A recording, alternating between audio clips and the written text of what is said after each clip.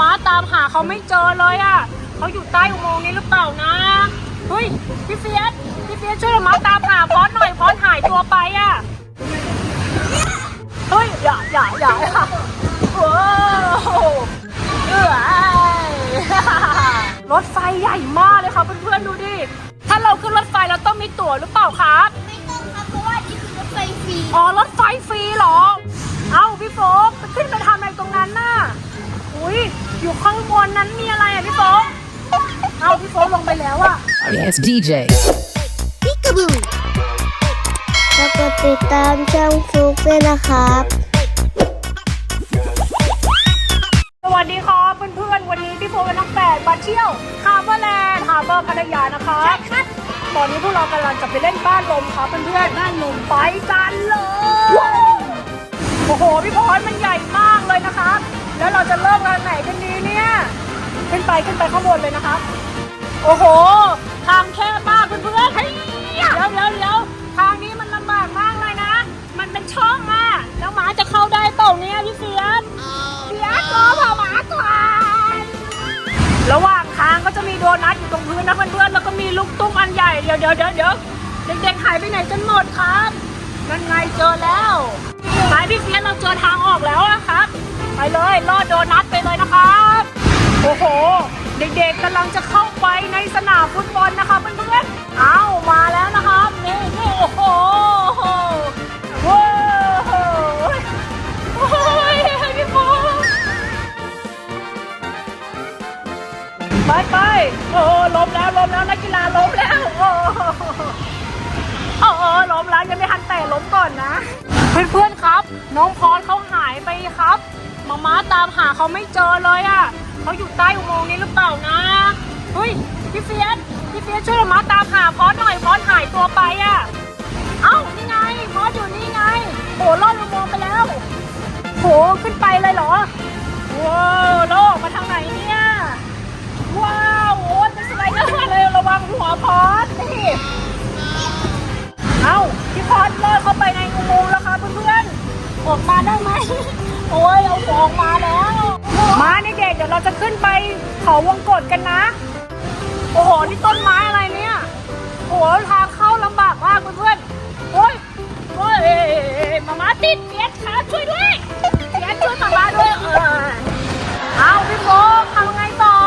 เฮ้ยกระโดดมาอย่างนี้เหรอได้เฮ้ยเร็วปีนเขาไปเลยนี่เป็นเงินจ้าเลยนะครับโอ้ยไหวเปล่า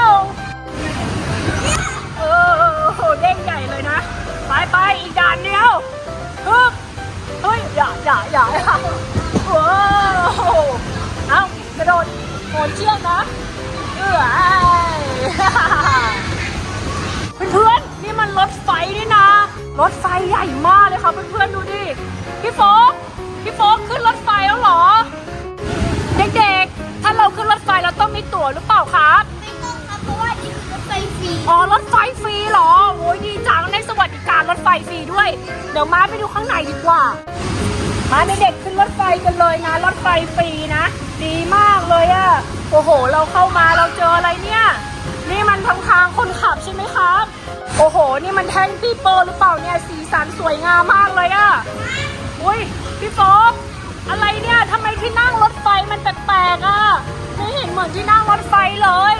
มันเหมือนสนามเด็กเล่นมากกว่าโอ้โหมีรังหนูด้วยอะเอาพี่โฟกขึ้นไปทำอะไรตรงนั้นน่ะอุ้ยอยู่ข้างบนนั้นมีอะไรอ่ะพี่โฟกเอาพี่โฟกลงไปแล้วอ่ะอุ้ยอยู่ข้างบนนั้นมีอะไรอ่ะพี่โฟกเอาพี่โฟกลงไปแล้วอ่ะข้างบนมันน่าจะมีอะไรแปลกๆพี่พอดไปดูกันไหมเดี๋ยวมาจะปีนขึ้นไปดูนะอ๋อมันสูงอ่ะพี่พอดเดี๋ยวมาเอากล้องส่องไปดู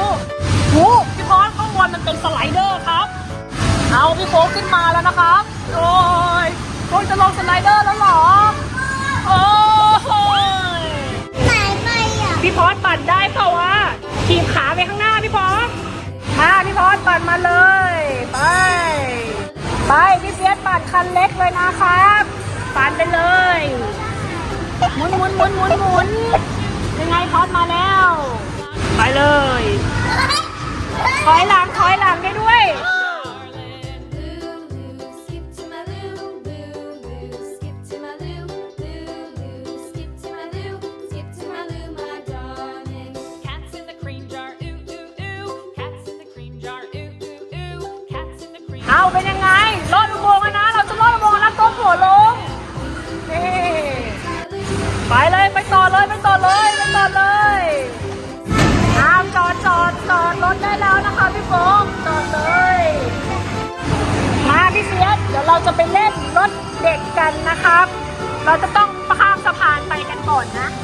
มาเด็กๆเรามาเล่นกันดีกว่านี่มาม่าก็ขับเหมือนกันนั่งไงพี่พอดหมุนไปแล้วโอ้โหช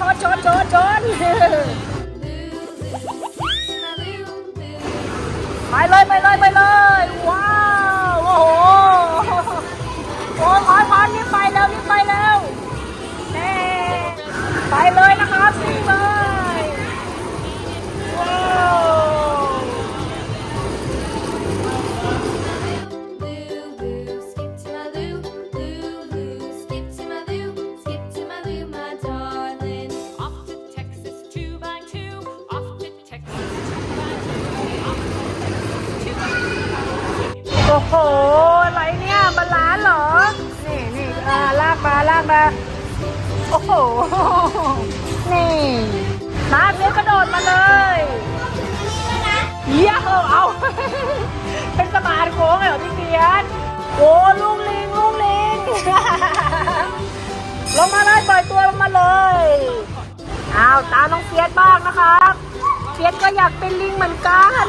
นี่จับไปเลยเย้พี่คอยพี่เฟียสนี่มันห้องอะไรเนี่ยอุ้ยเราเข้ามาเราเจอตัวอะไรเนี่ยนี่มันน่าจะเป็นในเรือนโจรสลัดหรือเปล่าวะนี่ไงมีแผนที่ตรงนี้ด้วยครับแล้วนี่อะไรมีดาบด้วยมีด้วยแล้วนี่อะไรทำไมเขากินกระดูกนั่นน่ะนี่ไงเขากินปลาด้วยพี่โฟกแล้วเดี๋ยวนะทำไมไม่มีคนไปนั่งอยู่ตรงนี้ฮะเฮ้ยพี่โฟกอยากลองนั่งดูเปล่าดูดิเฮ้ยเดี๋ยวพี่โฟกครับพี่โฟกระวังกลายเป็นโจรสลัดแทนนะ เด็กๆอะไรหรอเฮ้ยใครอะอยู่ตรงนี้ในเท้าของใครเนี่ยเฮ้ยสังเกตดีๆเขาไม่มีเท้าอะคนนี้ครับเขาคือใครนะเฮ้ย มันกินน้ำอ่ะ เอ้าเขากินน้ำเหรอเฮ้ยพี่โฟกครับนี่มันโครงกระดูกโจรสลัดนี่นะ มาแต่อันนี้คืออะไรอะครับเขากำลัง เฮ้ยเขากำลังถืออะไรอะเขาน่าจะกินแอลกอฮอล์หรือเปล่าอะครับนี่ไงเห็นไหมพี่โฟกมาดูดิเฮ้ยดูครับเด็กๆเนื้อเขามันหลุดออกมาหมดแล้วอ่ะมีแต่กระดูกอ่ะ ไม่มีเลือด นี่น่ากลัวจังเลยครับโอ้ย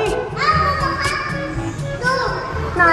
เขาหายไปอ่ะ โอ้มือเขาหายไปด้วยเหรอนี่โจรสลัดคนนี้เขาไม่มีมือแสดงว่าเขาจะต้องมีอาวุธที่แปลกมากมันเป็นอาวุธที่เป็นตะขอไงพี่พอสที่มันเป็นแบบเนี้ยพี่เฟียสครับพี่เฟียสว่าโจรสลัดคนนี้เขายังมีชีวิตอยู่ไหม ไม่มีแล้วใช่ไหมมาคิดว่าเขาไม่น่าจะฟื้นคืนชีพแล้วมั้ง เขาไม่มีตา ฮะไม่มีตาเหรออ๋อนี่ไงเขาปิดตาครับเพื่อนเพราะว่าเขาตาบอดใช่ไหมฮะผมว่าฟันเขาก็หักนะครับข้างบนเนี่ยก็มีโครงกระดูกครับ แล้วก็นี่ใครเนี่ยนี่คือแจ็คสเปโร่หรือเปล่าอ่ะนี่มันธงของราชาโจรสลัดใช่ไหมเนี่ย